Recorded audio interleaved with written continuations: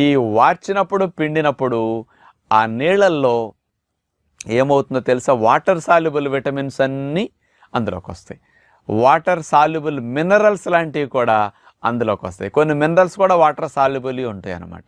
ఈ vitamins minerals అనేవి ముఖ్యంగా నీళ్ళల్లోకి వచ్చి ఉంటాయి. ముఖ్యంగా బి కాంప్లెక్స్ విటమిన్లు కూడా ఎక్కువ ఇట్లా ఉంటాయి అన్నమాట.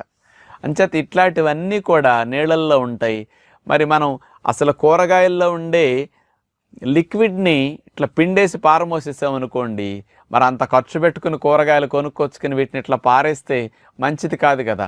మనందరికీ కూడా చూడండి, ఎప్పుడన్నా రెస్టారెంట్లకు వెళ్ళినప్పుడు ఫస్ట్ సూప్ ఆర్డర్ ఇస్తారు.